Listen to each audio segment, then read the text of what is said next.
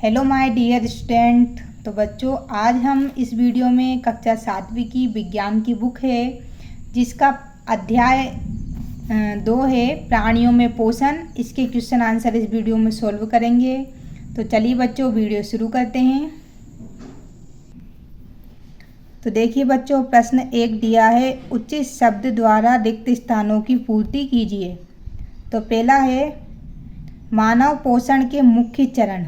ठीक है, मानव जो खाना खाता है, जो उसका खाना जो पचता है, उसके चरण क्या क्या है। तो पहला बच्चा आएगा अंतर्ग्रहण। अंतर्ग्रहण यानी होता है बच्चों खाना खाना। फिर आएगा पाचन, फिर उसका पाचन होता है, फिर उसका अवशोषण होता है, यानी कि जो पाचक रस बनता है फिर उसमें अवशोषण होता है। फिर बच्चों उसके बाद इसमें हम बनेंगे स्वांगीकरण। ठीक है, फिर इसके बाद में पाचक रस के बाद में अवशोषण हो जाएगा पाचन रसों का, और बाद में जो मतलब उसमें जो पाचन रस मिलके जो रस बनता है उस सब का अवशोषण हो जाएगा। उसके बाद जो वेस्ट मटेरियल है वह अलग हो जाएगा, और फिर निष्कासन यानी कि शरीर से बाहर निकालना। ठीक है, फिर उसे शरीर से बाहर निकाल दिया जाएगा। ख नंबर पे है मानव शरीर की सबसे बड़ी ग्रंथि का नाम। तो बच्चों इसका आंसर आएगा यकृत। ग है अमाशय में हाइड्रोक्लोरिक अम्ल एवं पाचक रस का स्त्रावण होता है जो भोजन की किस पर क्रिया करते हैं। तो इसमें बच्चों आ जाएगा पाचक रस। घ नंबर पे है क्षुद्रांश की आंतरिक भित्ति पर। क्षुद्रांश यानी होता है बच्चों छोटी आंत। ठीक है, क्या होता है छोटी आंत। तो छोटी आंत की आंतरिक भित्ति पर उंगली के समान प्रबंध निकले होते हैं। उंगली के समान संरचना होती है जो कि दीर्घ रोम, जिसे हम बच्चों क्या कहते हैं, दीर्घ रोम या रसांकुर कहते हैं। ठीक है, ये दोनों में से एक याद कर सकते हो। अब प्रश्न नंबर 2 है सत्य एवं असत्य। क है मंड का पाचन अमाशय से प्रारंभ होता है। तो बच्चों यह हो जाएगा असत्य। ख है जीभ लार ग्रंथि को भोजन के साथ मिलने में सहायता करती है। तो सत्य है। ग है पित्ताशय से पित्तरस अस्थायी रूप से भंडारित होता है। तो यह भी बच्चों सत्य है। रूलिनेंट निगली हुई घास को अपने मुख में वापस लेकर धीरे धीरे चबाते हैं। तो यह भी क्या है, सत्य है। ठीक है, जैसे कि गाय भैंस वगैरह आपने देखा होगा, वो घास को धीरे धीरे लगातार चबाते रहते हैं। फिर प्रश्न 3 है निम्न में से सही विकल्प पर राइट का चिन्ह लगाना है। तो वसा का पूर्ण रूप से पाचन किस अंग में होता है। तो बच्चों इसका आंसर हो जाएगा क्षुद्रांश यानी कि छोटी आंत में। ठीक है, ख नंबर पे है जल का अवशोषण मुख्यतः किस अंग द्वारा होता है। जल का अवशोषण होता है बच्चों बड़ी आंत द्वारा, बृहदांत। ठीक है, अब प्रश्न 4 है कॉलम ए में दिए गए कथनों का मिलान कॉलम बी से करना है। ठीक है, तो इधर खाद्य घटक दिया है, इधर पाचक के उत्पाद दिए हैं। तो कार्बोहाइड्रेट हमें किससे मिलती है, शर्करा। शर्करा यानी मीठी चीज़ों से हमें क्या मिलती है बच्चों, कार्बोहाइड्रेट। फिर है बच्चों प्रोटीन अमीनो अम्ल के बने होते हैं। किसके बने होते हैं, अमीनो अम्ल के। फिर है बसा अम्ल और ग्लिसरॉल की बनी होती है। ठीक है, अब ये बच्चों यहाँ पे कुछ प्रश्न दिए गए हैं, तो चलिए मैं इनके आंसर आपको बता देती हूँ। तो प्रश्न 5 है बच्चों दीर्घ रोम क्या है, यह कहाँ पाए जाते हैं एवं उनके कार्य क्या है।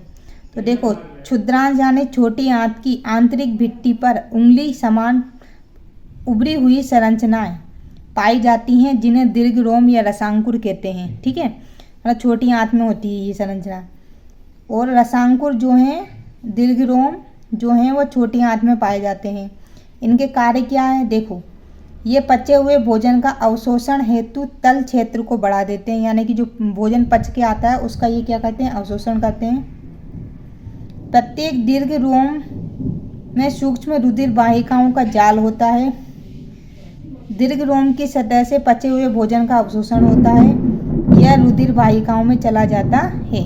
ठीक है, यहाँ से भोजन का अवशोषण होगा, फिर ये कहाँ चला जाएगा, रुधिर वाहिकाओं। वाहिकाओं बच्चों एक तरह की नलियाँ होती हैं ब्लड की। ठीक है, जैसे हमारी नसें होती हैं, ऐसे नसों से भी छोटी छोटी मतलब एक तरह से नसें या नलियाँ ही समझ लीजिए आप, ठीक है। अब नेक्स्ट क्वेश्चन है, प्रश्न बी है, पित्त कहाँ निर्मित होता है तथा यह भोजन के किस घटक में पाचन में सहायता करता है। तो इसका आंसर है बच्चों, पित्त यकृत में निर्मित होता है, जो यकृत होता है वहाँ बनता है, तथा यह एक थैली पित्ताशय में संग्रहित होता है। संग्रहित यानी इकट्ठा, क्या होता है बच्चों, इकट्ठा होता है। नंबर 2 है, पित्त रस वसा के पाचन में सहायता करता है। किसके पाचन में सहायता करता है बच्चों, वसा के पाचन में। अब प्रश्न 7 है, उस कार्बोहाइड्रेट का नाम लिखिए जिसका पाचन रूमिनेंट द्वारा किया जाता है परंतु मानव द्वारा नहीं, इसका कारण बताइए। देखो, सेल्यूलोज नामक कार्बोहाइड्रेट का पाचन रूमिनेंट द्वारा किया जाता है परंतु मानव द्वारा नहीं किया जाता। रूमिनेंट में शुद्रांश और वृत्तांश के बीच एक थैलीनुमा संरचना होती है, यानी छोटी आंत और बड़ी आंत के बीच में एक थैलीनुमा संरचना होती है जिसे अंधनाल कहते हैं। भोजन के सेल्यूलोज का पाचन यहाँ पर कुछ जीवाणुओं द्वारा होता है जो मनुष्य के आहार नाल में अनुपस्थित होते हैं। इस कारण मानव सेल्यूलोज का पाचन नहीं कर पाते हैं, ठीक है, क्योंकि ये जो जीवाणु होते हैं वो मनुष्य के आहार नाल में अनुपस्थित होते हैं। क्वेश्चन नंबर 8 है, क्या कारण है कि हमें ग्लूकोज से ऊर्जा तुरंत प्राप्त होती है। तो इसका उत्तर है बच्चों, ग्लूकोज कार्बोहाइड्रेट का एक सरलतम रूप है, ठीक है। इस कारण ऊर्जा प्राप्त करने के लिए ग्लूकोज के अणु को सरलता से तोड़ा जा सकता है और हमें तुरंत ऊर्जा प्राप्त हो जाती है, ठीक है। इस कारण ग्लूकोज को त्वरित ऊर्जा दाता भी कहते हैं, यानी कि जल्दी से तुरंत ऊर्जा मिल जाती है। आपने देखा होगा बीमार व्यक्ति को ऊर्जा की कमी हो जाती है तो उसे ग्लूकोज की बोतल चढ़ाई जाती है। अब प्रश्न क्रमांक 9 है, आहार नाल के कौन से भाग द्वारा निम्न क्रियाएं संपादित होती है, ठीक है। तो पहला है पचे हुए भोजन का अवशोषण, इसमें छोटी आंत भर सकते हैं, क्षुद्रांत भर सकते हैं। भोजन का चबाना, मुख या मुख गुहिका, आपने देखा होगा मुंह द्वारा ही हम भोजन को चबाते हैं। जीवाणुओं को नष्ट करना, अमाशय, जो अमाशय होता है हमारी थैलीनुमा संरचना होती है। देखिए मैं बताती हूँ, इधर आप देख सकते हैं, ये हमारा अमाशय है, ठीक है। तो यहाँ पे क्या होता है, जीवाणु, जो हानिकारक जीवाणु आ जाते हैं वह नष्ट करता है ये, ठीक है। भोजन का संपूर्ण पाचन, जो पूरा पाचन है वो हमारी छोटी आंत में होता है, जिसको आप इधर छोटी आंत भी बोल सकते हो या क्षुद्रांत, ठीक है। मल का निर्माण ये होता है बृहदांत, यानी कि बड़ी आंत में हमारे मल का निर्माण होता है। प्रश्न क्रमांक 10 है, मानव एवं अमीबा के पोषण में कोई एक समानता एवं अंतर बताना है। तो देखिए बच्चों, समानता क्या है, मानव एवं अमीबा दोनों ही भोजन को पचाने के लिए पाचक रसों का उपयोग करते हैं ना, पाचक रस निकलते हैं जो इनका उपयोग करते हैं। अंतर क्या है, मानव अपने मुख द्वारा भोजन का अंतर्ग्रहण करते हैं, यानी कि मुख से अपना भोजन खाता है, इसे आहार नाल में पचाता है ना, आहार नाल में, फिर उसका उपयोग करता है।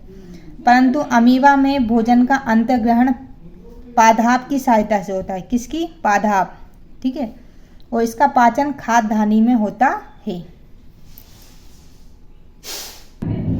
प्रश्न क्रमांक 11 है, कॉलम ए में दिए गए शब्दों का मिलान कॉलम बी से कीजिए।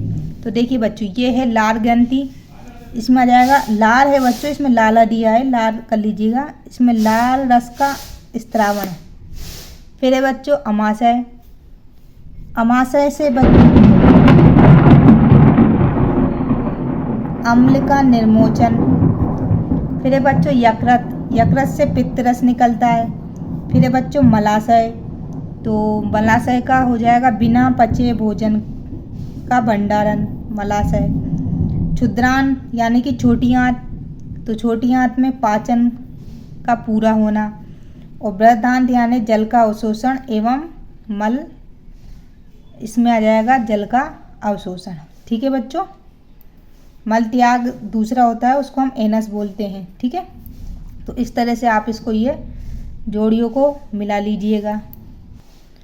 प्रश्न क्रमांक 12 है, चित्र में 2.11 1 1 में 11 नहीं बोलेंगे, इसको 1 1 बोलेंगे, ठीक है।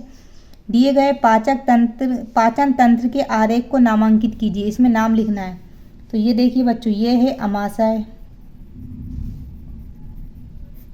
फिर इसके बाद ये है बच्चों अग्नाशय,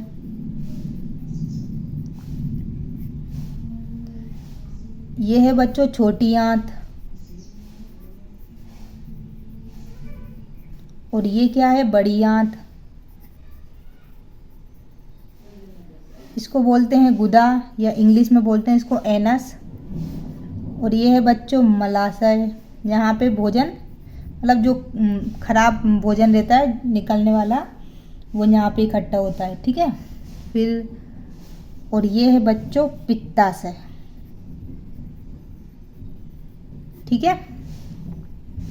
चलिए अब हम नेक्स्ट है प्रश्न 13, क्या हम केवल हरी सब्जी घास का भोजन करके जीवन निर्वाह कर सकते हैं? चर्चा कीजिए। इसका उत्तर है बच्चों नहीं, हम केवल हरी सब्जी घास का भोजन कर जीवन निर्वाह नहीं कर सकते हैं। हरी सब्जी घास में मुख्यतः सेल्यूलोज होता है, ठीक है, जिसे हम नहीं पचा पाते हैं। केवल कौन पचा पाते हैं बच्चों? जो गाय भैंस बकरी वगैरह होती हैं वही पचा पाते हैं। स्वस्थ जीवित जीने के लिए हमें सभी पोषक तत्व को संतुलित रूप से अपने भोजन में शामिल करना होता है, जैसे कि प्रोटीन, विटामिन, खनिज, लवण, ये सभी पोषक तत्व हैं, ठीक है। अतः केवल हरी सब्जी और घास को भोजन में शामिल करने से हम जीवन निर्वाह नहीं कर सकते हैं। तो बच्चों ये चैप्टर यहीं समाप्त होता है। उम्मीद करती हूँ मैं आपको हमारी ये वीडियो पसंद आई होगी। वीडियो थोड़ी सी भी अच्छी लगे तो लाइक ज़रूर करना। चैनल पर नए हैं तो प्लीज़ चैनल को सब्सक्राइब करना नहीं भूलना। मिलते हैं नेक्स्ट वीडियो में, तब तक के लिए धन्यवाद।